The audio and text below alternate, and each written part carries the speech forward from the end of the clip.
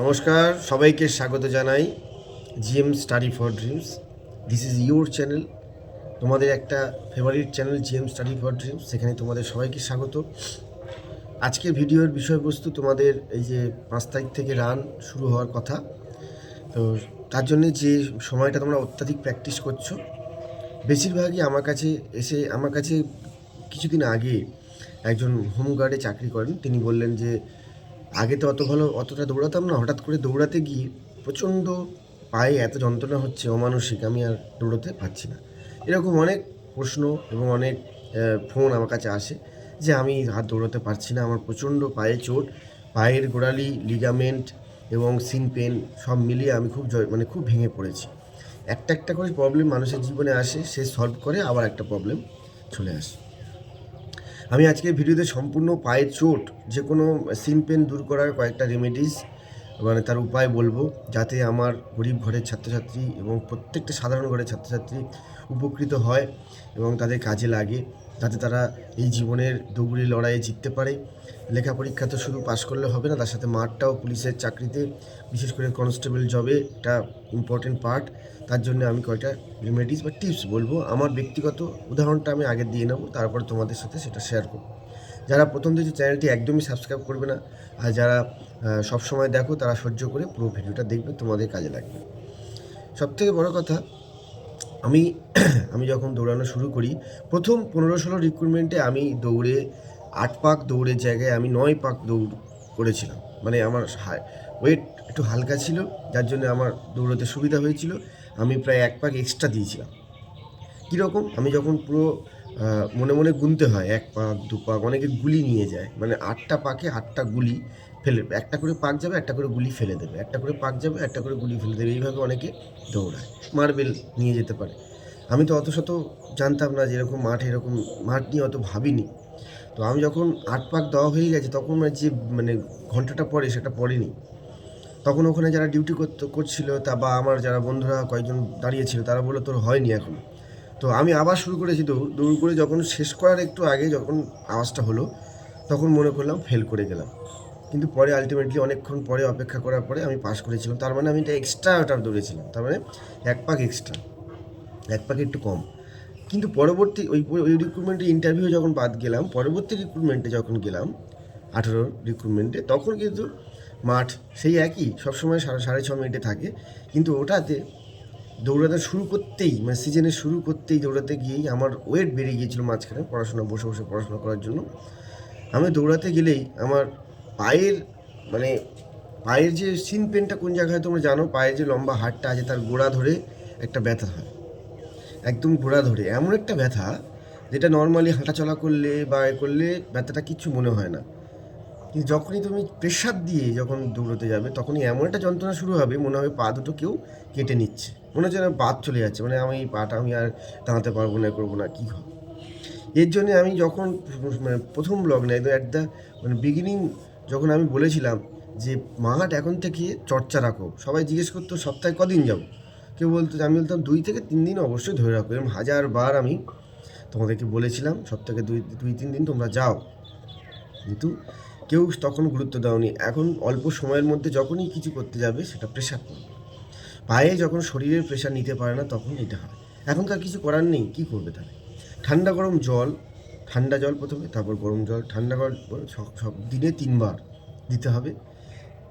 পিছনভাবে উগুর হয়ে শুয়ে পায়ের যে কাপস মাসেল আছে পিছন থেকে, ওটা কেউ পা দিয়ে হালকা করে মারিয়ে দেবে, পায়ের বুড়ো আঙুল দিয়ে আরেকজন এরকম চেপে চেপে চেপে মারিয়ে দেবে পায়ের পেশিগুলো। আর সর্ষের তেল রোদে বসে সুন্দর করে মালিশ করতে হবে, ভালো করে একদম ম্যাসেজ করতে হবে। আর সিন পেন কমবে। আর কিছু স্ট্রেচিং আমি সেদিনকে দেখিয়েছি, 2-3টে দেখিয়েছি, আবার কয়েকটা দেখিয়ে দেবো। আমি ইউটিউবে সার্চ করবে সিন পেন দূর করার কিছু এক্সারসাইজ, হাজার হাজার চ্যানেল আছে।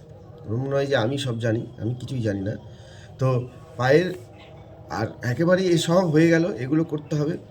এর সাথে সাথে প্রচণ্ড হারে এক্সারসাইজ করতে হবে, পায়ের যত পায়ের ব্যায়াম আছে, পাটাকে সচল করতে হবে, দৌড়ে এসে পাটাকে রানিং রাখতে হবে। অনেকে দৌড়ে এসে প্রথমে মাথা থেকে ব্যায়াম শুরু করে, বা দৌড়ের শুরুতে অনেকে মাথা থেকে শুরু করে, যে 1-2-3 করে শুরু করে, মাথা থেকে স্টার্ট করবে শুরুতে। যে দৌড়ে এসে একদম পা থেকে স্টার্ট হবে। কী বললাম? দৌড়ে আসার পরে যখন শরীর গরম হয়ে থাকবে, পা থেকে মানে পিটি শুরু হবে, মানে এক্সারসাইজ শুরু হয় পা থেকে এক্সারসাইজ শুরু হয়ে উপরের দিকে আসবে আস্তে আস্তে। পা, কোমর, শোল্ডার সব আস্তে আস্তে আসবে। পাটাকে সচল রাখতে হবে, প্রত্যেক সেটের পরে পাটাকে সচল রাখতে হবে, তবে পায়ের সমস্ত রকম চোট থেকে দূরে থাকা যায়। যাদের সিন পেন আছে তারা এই মুহূর্তে বাবু হয়ে বসে খেতে বসবে না, একটু চেয়ার টেবিলে বসার চেষ্টা করবে। এইভাবে দিনটা পার করে দাও। দৌড়াতে গেলেই যখন যন্ত্রণায় কাতরাবে তখন দেখছো না, তাহলে আমি 2-3 দিন দৌড়াবো, 3 দিন দৌড়াবো, অসুবিধা নেই। খুব বেশি প্রেশার দিয়ে দৌড়াতে হবে না, মোটামুটি একটা 6 মিনিট 6.5 মিনিটে মানে 7 মিনিট লাগছে এই জায়গাটা আনার চেষ্টা করো। মাঠে যেদিন হবে তার আগের দিন একটা ওষুধ আমি বলে দেবো, সেটা খেয়ে তোমরা দৌড়াতে যাবে, আশা করি মাঠ পাস করে যাবে। তারপরে যন্ত্রণা হবে। আমার একটা বন্ধুর এক্সাম্পল এখানে আমি দেবো। সে আমাদেরই ব্যাচমেট, সে সাব ইন্সপেক্টরের লেখা পাস করার পর মাঠে যাওয়ার জন্য যখন প্র্যাকটিস শুরু করে, তখন যখন স্প্রিন টানতে গিয়ে তার পায়ে মানে মানে কী বলবো, ফিমারের ওপরে যে পেশিটা থাকে, পায়ের উড়ের যে পেশিটা উপরে, ওখানে টিস্যু ছিঁড়ে যায়, টিস্যু ছিঁড়ে যাওয়ার জন্য তার পা ফুলতে থাকে। ভয়ঙ্কর একটা পরিস্থিতি, হসপিটালে গেলে হয়তো হসপিটালাইজ করে নিত, কিন্তু সে সেই পরিস্থিতিটাকে চ্যালেঞ্জ হিসাবে নিয়ে ওই সাব ইন্সপেক্টরে অত শর্ট মাঠ, মানে জোরে দৌড়তো রীতিমতো, মাঠ পাস করেছে। তারপরে সে পুরো ফুলে গেছে পা, সে হয়তো ভালো আছে এখন, আস্তে আস্তে রিকভারি করেছে। তাই একবার সিন পেন হোক, গুলি মারো সিন পেন, সব ঠিক হয়ে যাবে। একটু ওষুধ খেয়ে মাঠ শেষ করে তারপরে সিন পেন নিয়ে লড়াই চলবে, যা হবে দেখা যাবে। আরও আমি নতুন পরীক্ষার্থীদের বলবো, এখন থেকে সাবধান হও। এই সিন পেন, এই পায়ের যন্ত্রণা, এগুলো থেকে দূর করতে গেলে প্রথম থেকে মাঠের সাথে কানেক্টেড থাকতে হবে, মাঠের সঙ্গে চর্চায় থাকতে হবে। আরও একটা বড় কথা, যাদের লিগামেন্টে চোট, যাদের হাঁটুর পায়ের গোড়ালিতে হালকা হালকা লাগছে, খ্যাচ করে হাঁটুতে লাগছে, বা দৌড়াতে গিয়ে মানে একটু দৌড়েই প্রচণ্ড হাঁপিয়ে যাচ্ছ, এইগুলোর জন্য কী করব? যাদের লিগামেন্টে চোট আছে, সেই লিগামেন্টে যাতে প্রেশার না পড়ে মাঠে দৌড়ানোর চেষ্টা করো। রাস্তায় দৌড়ালে লিগামেন্টটা হচ্ছে এমন একটা জায়গা, একটা সেন্সিটিভ জায়গা। তোমার যদি আগে অপারেশন হয়ে থাকে, ফুটবল খেলতে গিয়ে লেগে থাকে, তাহলে কিন্তু কষ্ট তো হবেই। এটা ওষুধ খেয়ে, হোমিওপ্যাথি ওষুধের সাহায্য নিতে পারো। লিগামেন্টের ওই ঠান্ডা গরম জলে এগুলো কাজ হবে না। আর পায়ের গোড়ালিতে খ্যাচ করে লাগা, এগুলো সবই কারণ হচ্ছে পায়ের পেশি ওয়ার্ম আপ করে গরম না হওয়া। পায়ের পেশিটাকে গরম করবে, বেশি করে পায়ের ব্যায়ামগুলো করলে পেশিটা যখন গরম হয়ে যাবে তখন তুমি সব কিছু করতে পারবে। তুমি যদি গরম না হও, তুমি যদি মানে ঠান্ডা হয়ে আছে পায়ের সব কিছু, তখন দৌড়ানো শুরু করে দিলে তখনই যত রকমের চোট এসে, তা ওই জন্য যত বড় অ্যাথলিট হোক, যত বড় ব্যায়ামবিদ হোক, সবাই বলে বাইরে ওয়ার্ম আপ করলো। প্রথমে ওয়ার্ম আপ করে নিন। Warm up is first step, warm up করতে হবে। ওয়ার্ম আপ করে শরীরটাকে হিট হবে, একটুখানি গরম মানে ওয়ার্ম আপের জন্য আমি বলেছি সাইড বাই সাইড জাম্প, ওটা সব থেকে ভালো ওয়ার্ম আপ হয়। ওয়ার্ম আপ করে নিয়ে এগুলো করো। আর ছোটোবেলায় মায়েরা দিত চুন হলুদ গরম করে, খুব ভালো কাজ করে। রসুন তেলটাকে ভালো করে গরম করে একদম পেশিতে সুন্দর করে চেপে দিয়ে একদম সুন্দরভাবে রোদে বসবে, সব চোট থেকে দূর হয়ে যাবে, কিচ্ছু হবে না, জিততেই হবে। আমি কিন্তু সিন পেন আমার হয়েছিল, আমি ভয়ঙ্করভাবে কামব্যাক করেছিলাম। আমি যেটা বলতে তোমাদের বলিনি, সিন পেনটা হয়েছিল, আমি কিন্তু লাস্টে একটা ওষুধ খেয়েছিলাম ব্যথার জন্য। মাঠ হয়ে যাওয়ার পরে আমাদের কয়েকজন ভাই তাকে আমাকে ধরে মানে বসিয়েছিল এক জায়গায়, মানে মানে টোটালি কাজ করছে না। অনেকে হাসাহাসি করেছিল মুখ চেপে, যে গৌরব ভালো দৌড়তে পারে না।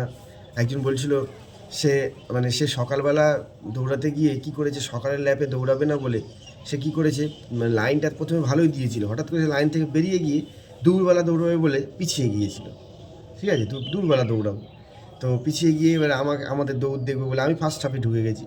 তো ও বলছে গৌরব জব্দ হয়ে যাবে, গৌরব পারবে না, গৌরব তো অত ভালো দৌড়তে পারে না। আমরা তো বিএসএফের মাঠ করে এসেছি, বিভিন্ন জায়গায় আরপিএফের এসব জায়গায় গেছি, ও তো একদমই শুধু খেলাধুলো করে, ও তো মাঠের সম্বন্ধে কোনো নলেজ নেই। ও তো মানে খুব মজা করতো আমাকে নিয়ে, মানে এই মরে গেল, এই হয়তো পড়ে গিয়ে মাথা ঘুরে যাবে, এই হয়তো কী মজা বলে হাততালি দিত, কি মানে বিশাল ক্রিটিসাইজ করতো, মানে সব সময় দেখা হলেই। এবারে যখন আমার পায়ে ব্যথা হয়েছে, যখন মাঠ পাস করে গেছি, বলছে অ্যাম্বুলেন্সে নিয়ে যায়, এই করে যায়, অনেক কিছু বলেছিল। যাই হোক, সেগুলো অতীত। এখন তারা এখনও চাকরি বাড়ি আর পায়নি, তারা মাঠও ফেল করেছে, ওয়েটও সব কিছুতে ফেল করেছে। তাই গীতার বাণী সবসময় মাথায় রাখবে, তোমাকে যারা ফেলে দেওয়ার জন্য, হারিয়ে দেওয়ার জন্য, তোমাকে বাঁচ দেওয়ার জন্য ঘুরবে, তাদের পিছনেই আয়রনির মতো, মানে সেই বুমেরাঙের মতো তারাই ঘুরে ক্ষতির চক্করে সেই গাড্ডায় পড়ে যাবে। তাই সেটা মাথায় রাখবে, ওই সমালোচনাগুলোকে সমালোচনাই থাক, তাদের দরকার, তবে তো মানুষ বড় হবে। ভালো থেকো, নেক্সট ভিডিওতে আবার দেখা হবে। জয় হিন্দ, বন্দে মাতরম।